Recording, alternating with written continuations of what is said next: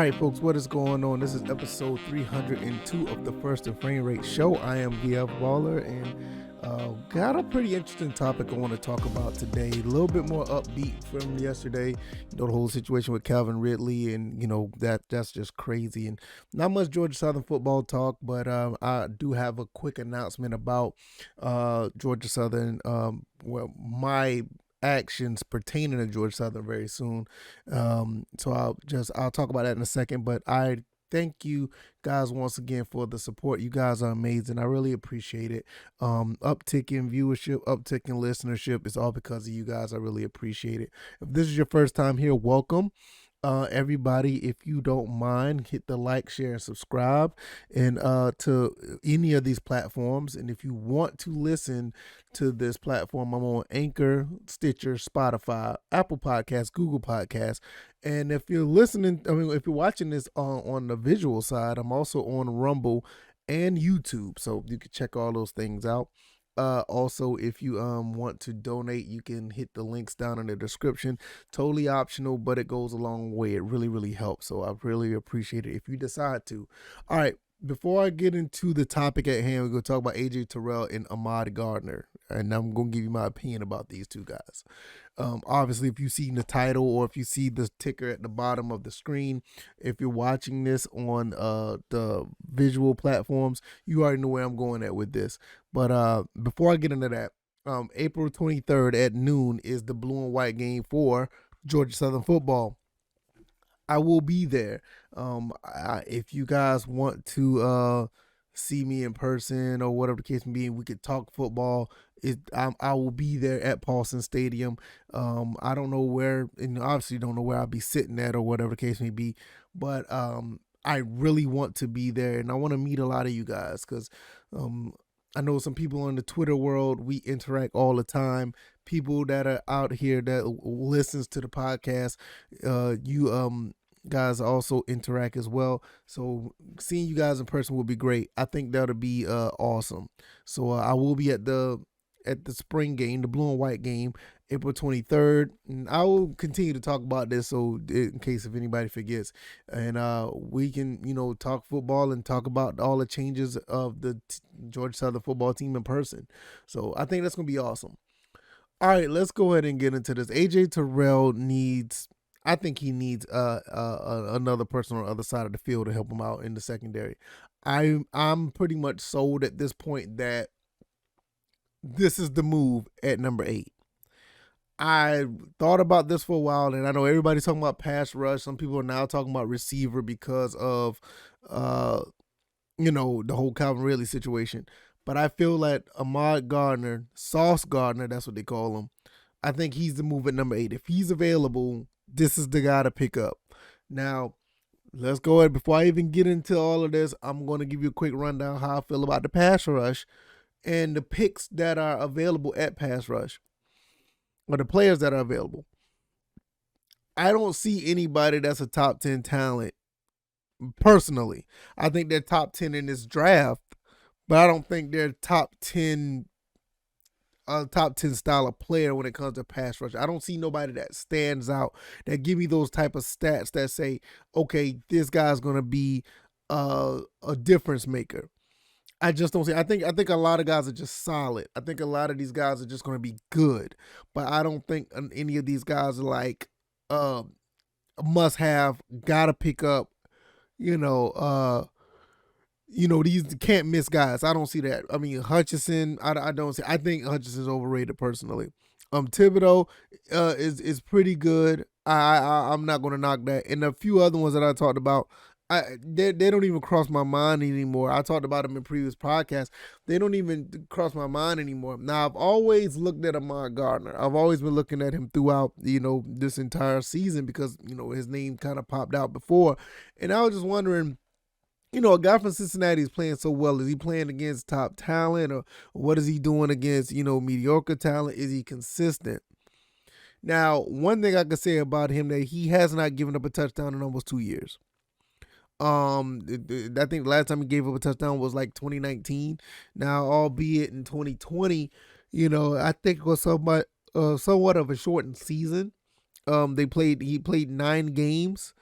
and he didn't give up a touchdown then. As a matter of fact, he had 3 interceptions as well as like he did in 2021.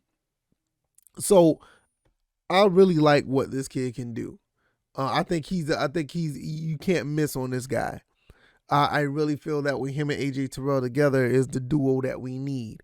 This is the guys that will change the game in the passing game for the Atlanta Falcons. Now, yes, I know we need pass rush. Yes, I know we may need some other players around, the team. Excuse me, around the team. I feel like we need those, but I just don't see where this type of caliber player at his position, I don't see that nowhere else in the draft, period.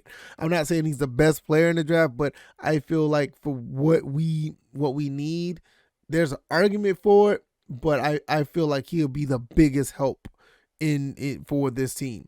Now, like I said, you got some pass rushers out here that'll probably help immediately, but I don't think they'll be the caliber of Gardner. Now, I'm not, like I said, I can't say that he's the best player of the draft because I don't know who really is the best player in this draft. I think this draft is kind of like it's kind of sporadic. It's a little bit all over the place. You got situations where you got, we're talking about Malik Willis, and we're talking about the quarterback from Pitt. Then we got a couple of quarterbacks, one the guy from Ole Miss, and then those guys are, they're not the guys that say you can't miss. I don't see can't miss on those guys. And, people in the Falcons fan base talking about quarterbacks, but I don't see a can't miss guy at number 8 for quarterbacks. Receivers, I talked about Drake London. He could be one of those guys, but I'm just looking at the production that he had before he went down to the injury. I mean, he was, on his way, but I don't see it. So I'm not really sure how that's going to play out for overall. Also, I'm not sure with the pass rush. Like when I look at the guy that's a top 10 and they're not a need, which like I think he's a need. I think pass rush is obviously a need, but I don't see like a guy that stands out like a Nick Bosa, Joey Bosa, or a Chase Young with the pass rush. I think these guys are really good, but I think there's going to be a bunch of solid guys. So I'm looking at that situation like at number 8, I don't know. But when I look at Gardner, honestly, even though he played in Cincinnati, quote unquote inferior competition, this guy's done something that, that's really good no matter what. I mean, very, very good no matter what the competition is there. He hasn't given up a little bit of anything. You know what I mean? I mean, he had 40 tackles, 5 for loss, 3 interceptions this season. They don't even throw the ball his way for the most part. And you look at AJ Terrell, I'm looking at his game logs as well. He pretty much have like the same type of, production. Just on the NFL, do you realize AJ Terrell only gave up at the most in a game was 45 yards. Now to Robbie Anderson for Carolina, 45. He hasn't given up 50 yards a game at all this season. You know what I'm saying? So that's the type of stuff I'm talking about. He hasn't allowed yards against Antonio Brown, Terry McLaurin. When you look at a guy like, I'm trying to think who else. Brandon Ayuk, 36 yards. Stephon Diggs, 24 yards. So when you got a guy like this and you turn right back around and you got somebody like Ahmad Gardner who's potentially could do well in as a cornerback. I mean, I love this duo. I feel like you can get a pass rush later. That's how I feel, but I think that Gardner is a can't miss guy, and I've gotten to the point now that I'm sticking with this. This is the guy I want to see the Falcons pick at number 8. I know I talked about Drake London because I love his size. I never was really big on any of the guys that were pass rushers. I never was. So it was either Drake London or Ahmad Gardner. Now I'm sold on him. I think AJ Terrell and Ahmad Gardner will be a really good duo, not only in the NFC South, but in the NFC in general. I mean, you look at the quarterback playing in the NFC right now. I mean, you got Aaron Rodgers, you got Matt Ryan, Dak Prescott, and maybe Kirk Cousins. And then there's a drop off from there. And it's really a drop off after you get, Aaron Rodgers and Matt Ryan. Because Dak Prescott, what can you say? Dak Prescott is solid. I don't think he's elite. I think honestly, I think Matt Ryan's better. But I'm biased, but I firmly do believe it. But I think at number 8 you gotta get. I think this is the move. I know how much we need pass rush, but I don't see anybody. Like I said once again, I don't see anybody that's there to get like a top 10 style pick or top 10 pick style player when it comes to the pass rush or edge rusher. And we got plenty of them in this draft. I think we can get a solid one in the second round. But I talked about Stingley in another episode, but Stingley is not as good as this guy. So I feel like this is the move. I don't know what else to really, contemplate when I think about other players. Maybe offensive line, but I don't see any offensive linemen that's there to really, pick up. Evan Neal is probably going to be gone. Jacksonville's probably going to pick him number 1. He's probably going to pick him up number 1. Is it a possibility that the Falcons trade back? And I think that if you don't pick Gardner, I think you should just go ahead and trade back. Because, like I said, it may be Thibodeau out of Oregon, maybe him, and maybe Drake London. And I like Drake London a lot. I think those are the 3, but that's like 1 is Gardner, 2 is Thibodeau, 3 is Drake London. Because we do need help on all 3 of those phases. But I feel like with the shutdown capabilities of Gardner, I don't think anybody's going to pass the ball on us. He may have a rough season year 1.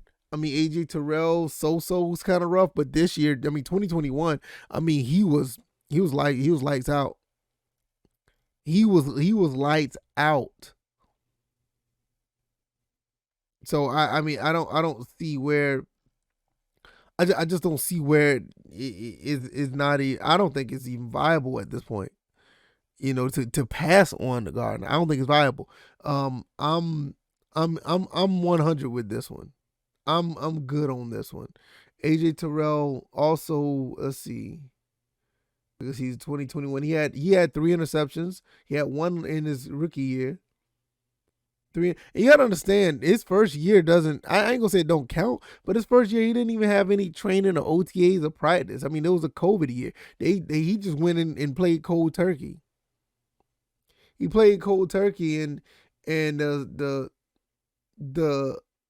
change or the improvement from first year to the second is like awesome. 1 interception to 3. Pass defendant went from 7 to 16. He had 3 forced fumbles in 2020, which is awesome. But he had 1 last season. He had 1 sack.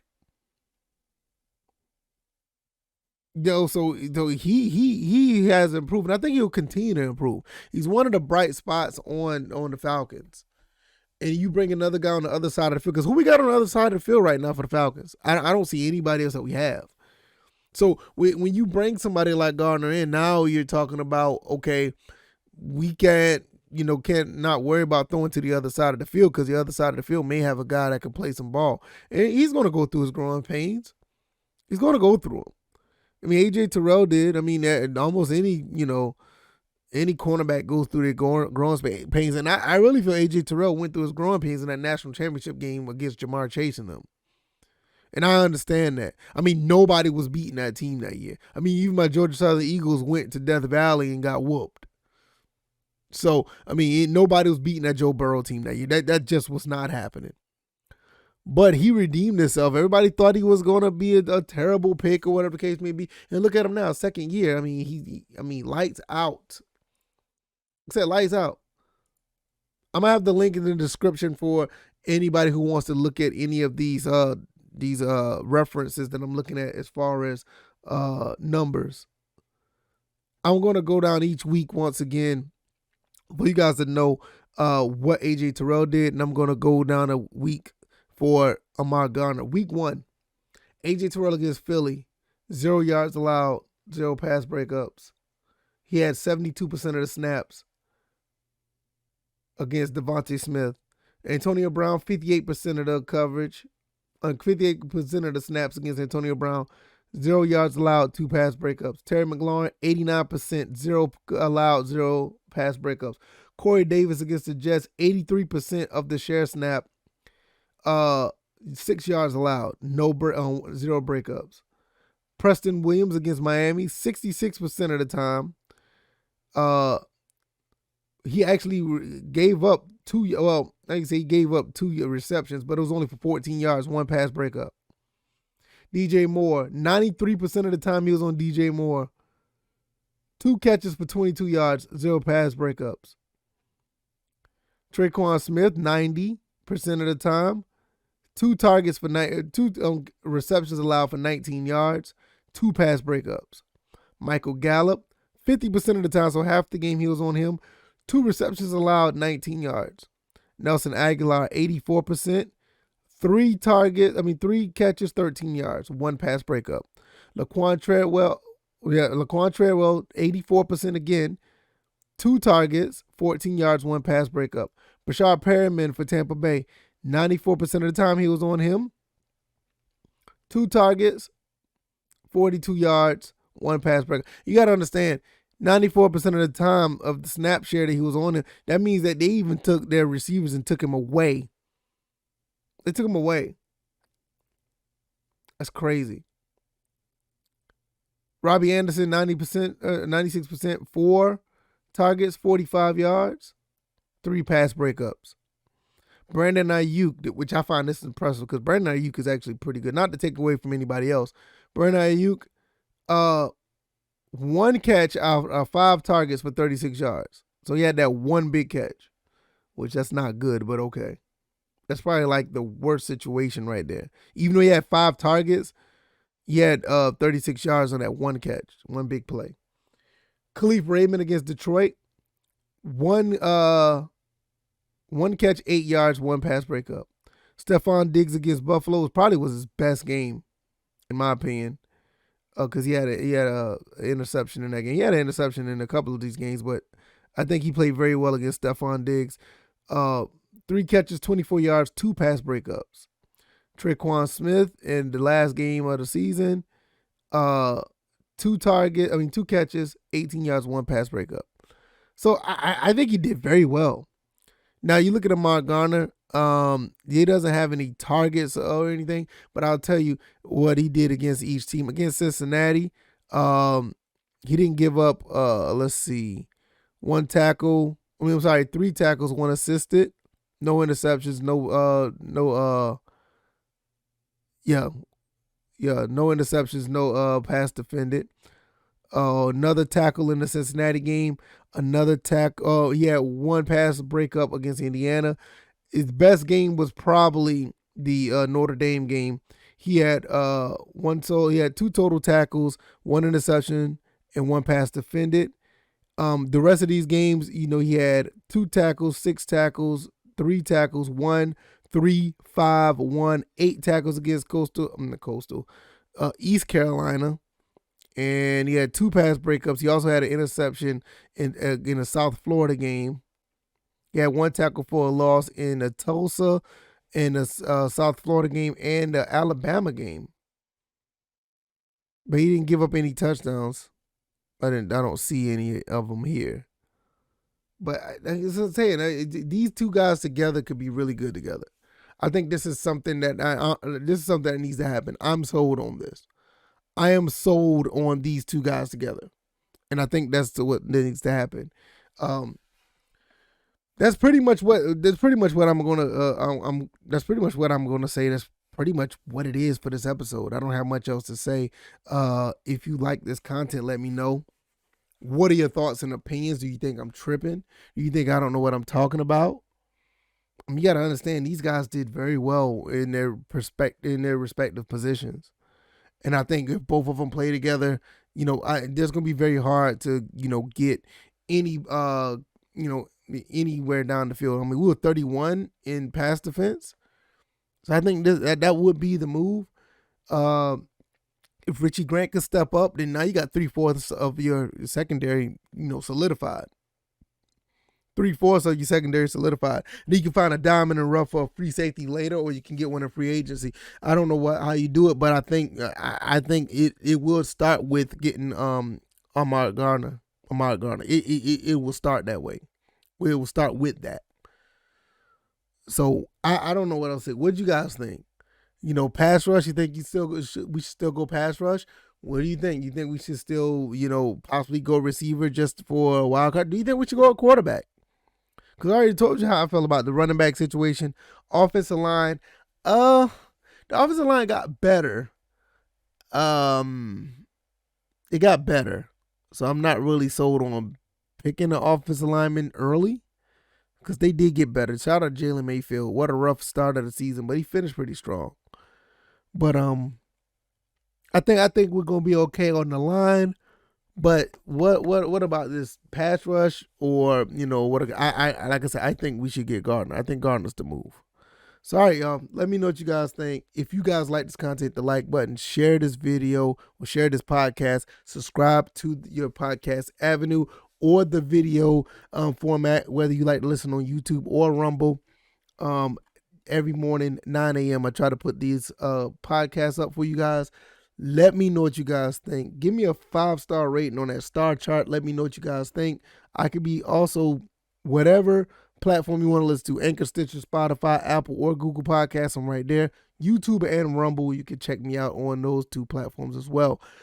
I'm going to get out of here. If you feel like you want to donate, that'll be great. It's all appreciated. Even if you're just listening and that's all you can do, I appreciate that as well. Just thank you guys for the support. You guys are great. I'm out of here. You guys take it easy. You guys be blessed. Peace.